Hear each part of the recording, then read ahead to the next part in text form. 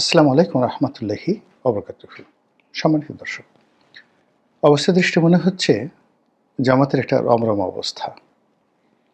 আগামীতে জামাত ক্ষমতায় আসবে, রাষ্ট্র পরিচালনা করবে এবং দেশে একটা ইসলামী বিপ্লব হবে।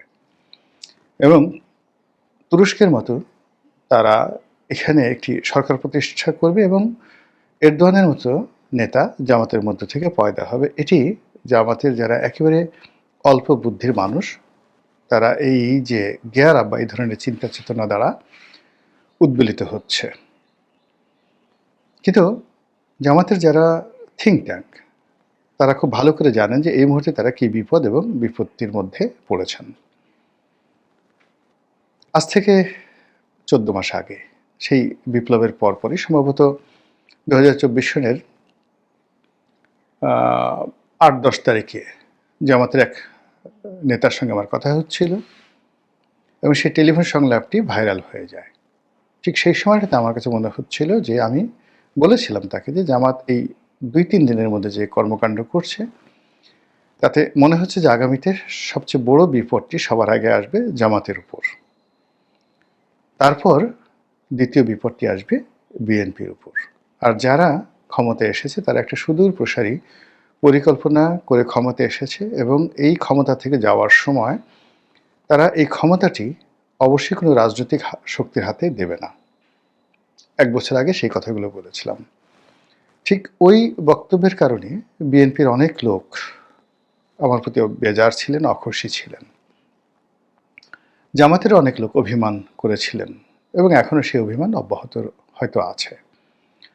কিন্তু তারপরেও এই বর্তমান অবস্থাতে আবার সেই 1 বছর আগের যে ঘটনাটা যেভাবে ঘটছে, এত দ্রুত এবং এতটা যাকে বলা হয় নেতিবাচক অর্থে ঘটবে, এটা আমিও কল্পনা করতে পারিনি। সবচেয়ে বড় ব্যাপার হলো যে ধরুন আপনি একটা নৌকা চালাচ্ছেন বা লঞ্চ চালাচ্ছেন। তো লঞ্চে দেখবেন যে কতগুলো পদ আছে, সারেং, তারপরে সুকানি, ইঞ্জিন মাস্টার, এরপরে একজন আছেন ওই যে সিঁড়ি, লঞ্চের সিঁড়িগুলো টানে। তো আপনি যদি লঞ্চের যারা সিঁড়ি টানে তাদেরকে এনে সারেংয়ের সেই হুইল ঘোরানোর জন্য দায়িত্ব দেন, তাহলে আপনার লঞ্চের যে অবস্থা হবে, আমাদের রাজনৈতিক দলগুলোর এখন অবস্থা ঠিক তেমনি হয়ে গেছে। বিএনপি, আওয়ামী লীগ, জামাত তাদের মুখপাত্র রূপে এই মুহূর্তে যারা কথা বলছেন দেশে এবং দেশের বাইরে, এরা জামাত, বিএনপি এবং আওয়ামী লীগের প্রথম সারির নেতা কখনই ছিলেন না। এই দলের দুঃসময়ে বা দলগুলোর দুঃসময় যারা হাল ধরেছেন এই দলের, তারা অজানা কারণে এই সময়টিতে নিজেদেরকে গুটিয়ে রেখেছেন, অথবা তাদেরকে আসতে দেওয়া হচ্ছে না বা তারা আসছেন না।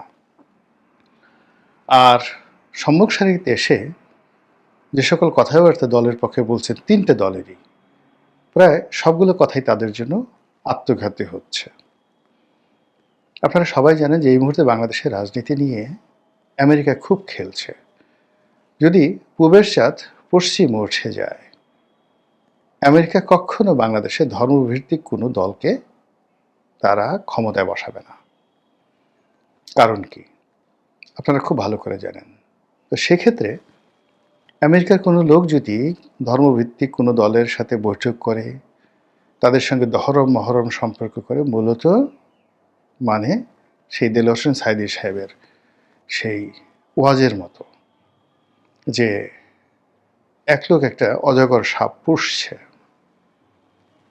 তো সাপ বড় হচ্ছে, বড় হওয়ার পরে যখন সে খাওয়া দাওয়া শিখে গেছে, গিলে খেতে পারে, তখন সে প্রতিদিনই তার যে মালিক যখন শুয়ে থাকে, সে তখন তার মালিকের পাশে শুয়ে নিজেকে মাপ দেয় যে কখন সে তার মালিককে গিলে খেতে পারবে। পশ্চিমা রাষ্ট্রশক্তিগুলো যখনই কোনো ইসলামী দলকে প্রমোট করেছে, ধরুন ইসলাম তো আজকে না, আব্বাসীয় খেলাফত, তারপরে সেই যে ক্রুসেড, তখন থেকেই তো পশ্চিমাদের সঙ্গে আমাদের যাকে বলা হয় যুদ্ধ হচ্ছে, মারামারি হচ্ছে, কাটাকাটি হচ্ছে। আমরা যে সিরিয়া দখল করেছিলাম মুসলমানরা, সেটা তো রোমান সাম্রাজ্যের অধীন ছিল।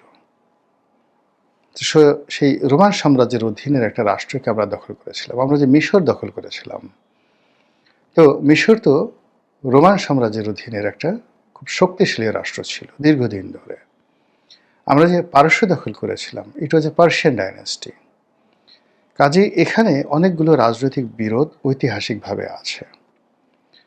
তো দুটো বৃহৎ শক্তি, পার্সিয়ান ডাইনেস্টি এবং ইউরোপিয়ান ডাইনেস্টি, খ্রিস্টান ডাইনেস্টি, তারা কোনো অবস্থাতে ইসলামের যে প্রচার প্রসার তারা মেনে নেয়নি। এরা কখনো বন্ধুর বেশে কাছাকাছি এসেছে এবং হয়তো নিজেরা ক্ষতিগ্রস্ত হয়ে গেছে অথবা তাদেরকে ক্ষতিগ্রস্ত করে গেছে।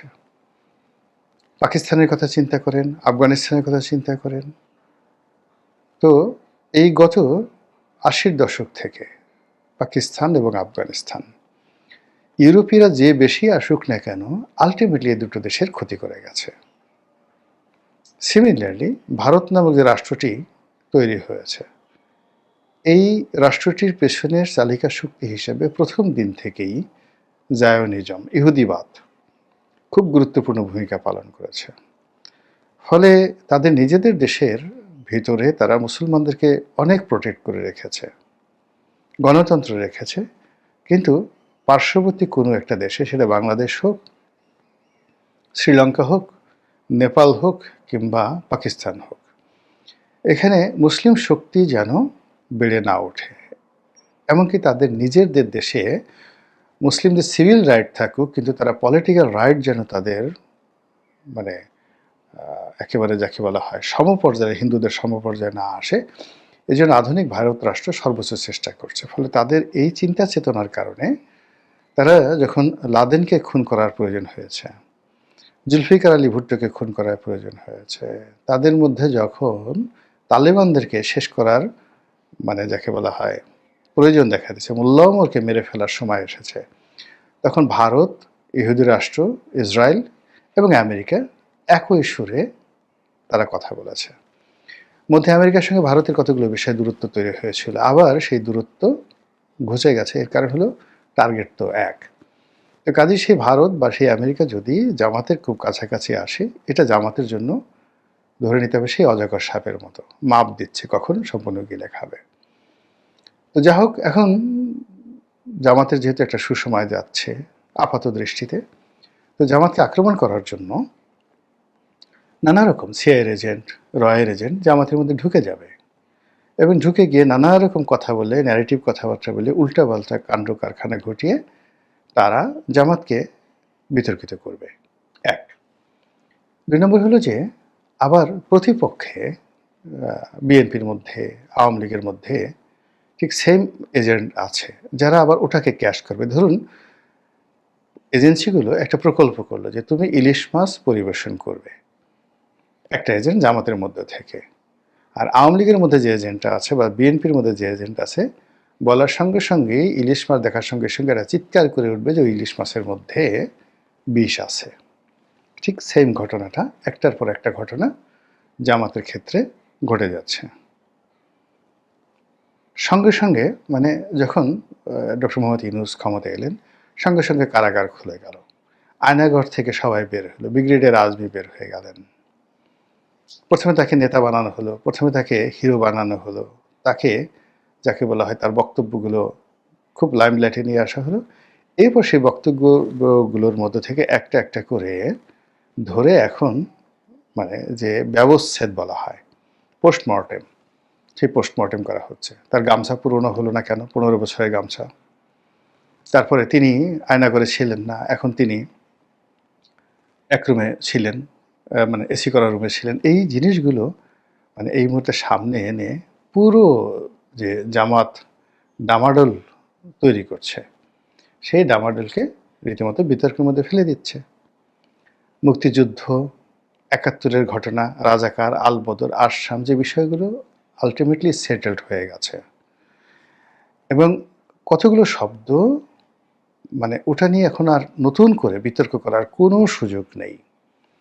এখন জামাতের পরিচয় দিয়ে, জামাতের নাম করে, জামাতের প্ল্যাটফর্ম ব্যবহার করে অথবা জামাতের বন্ধু সেজে যখন সেই মুক্তিযুদ্ধ নিয়ে কোনো কথা বলা হচ্ছে, সেই রাজাকার আল-বদর নিয়ে কোনো কথা বলা হচ্ছে, সেই পাকিস্তান নিয়ে কোনো ন্যারেটিভ তৈরি করা হচ্ছে, পাকিস্তানের সঙ্গে বন্ধুত্ব করার যে একটা ন্যারেটিভ তৈরি করা হচ্ছে, মানে পুরো বিষয়টা হলো এরকম, এখন যদি কেউ এই বাংলাদেশে আবু জেহেলের চরিত্র ফুলের মতো পবিত্র বলতে চায়, তাহলে কি হবে? মুহূর্তের মধ্যে সারা বাংলাদেশের মুসলমানরা তাকে কাফের ফতোয়া দিয়ে তার মৃত্যুদণ্ড চাইবে। বাংলাদেশের জনগণের মধ্যেও একই অবস্থা। পাকিস্তানকে আপনি কোনো অবস্থাতে কিয়ামত পর্যন্ত এখানে আপনি খাওয়াতে পারবেন না। আর পাকিস্তানের মধ্যে এমন একটা বিরোধ তৈরি হয়েছে, সেটাও কখনো বাঙালিদের বিরুদ্ধে আপনি পাকিস্তানের যে রাষ্ট্রশক্তি তাদেরকে সোজা করতে পারবেন না। আপনি দেখেন ইদানিং পাকিস্তানের জেনারেলরা যে সকল কথাবার্তা বলছে, তারা সেই বঙ্গবন্ধু শেখ মুজিবুর রহমানকে গাদ্দার বলছে, ইমরান খানকে গাদ্দার বলছে। কেন গাদ্দার? এর কারণ হলো তারা সে বঙ্গবন্ধুর ভক্ত।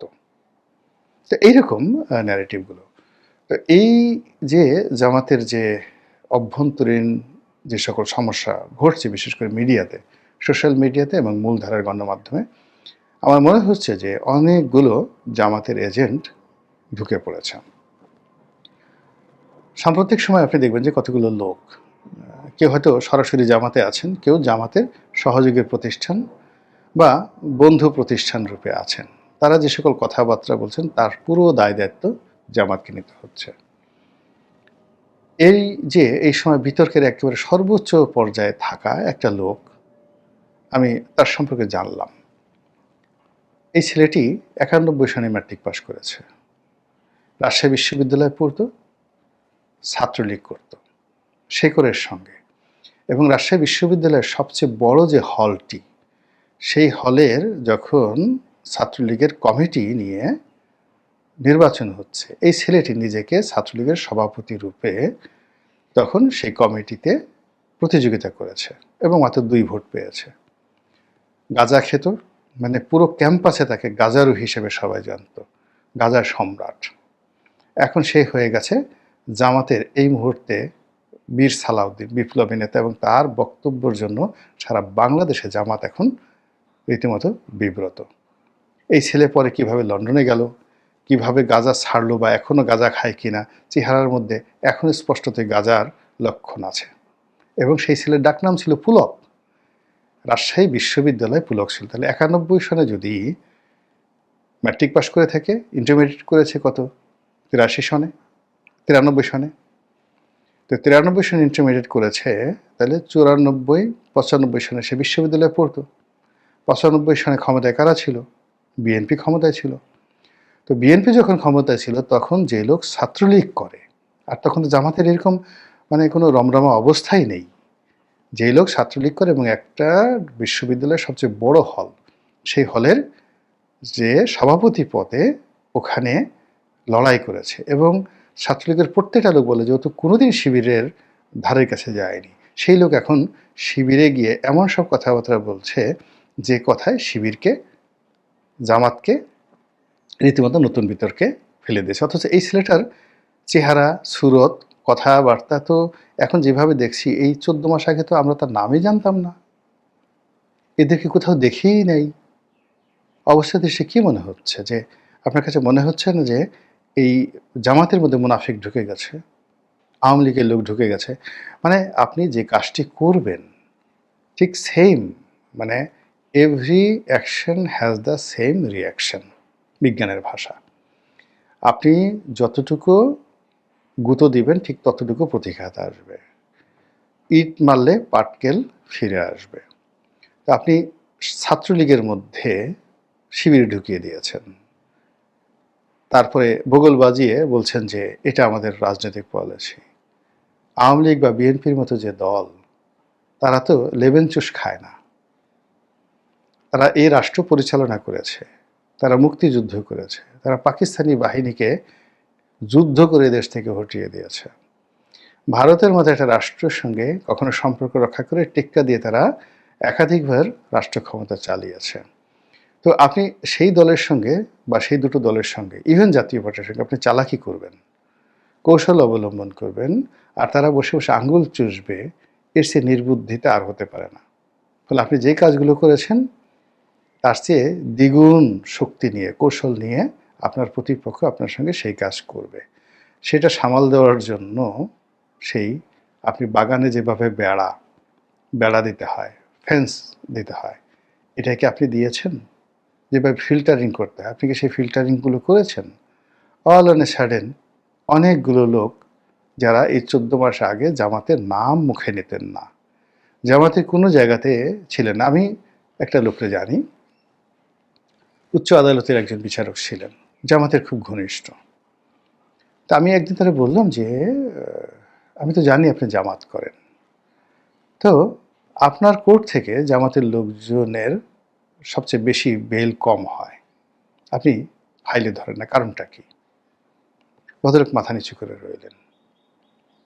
এখন সেই লোক যদি এই সময়টাতে এসে হঠাৎ করে জামাতি হয়ে যায়, আবার ধরুন যে অন্যান্য যে সকল পেশার যারা লোকজন আছেন, এই সময়টাতে অল অন এ সাডেন জামাত বন্ধু হয়ে গেছেন। কিন্তু গত 15 বছরে আমি এদের অনেককে চিনি, যাদেরকে জামাত প্রমোট করে বড় বড় পদে বসিয়েছে, বিএনপি বড় বড় পদে বসিয়েছে।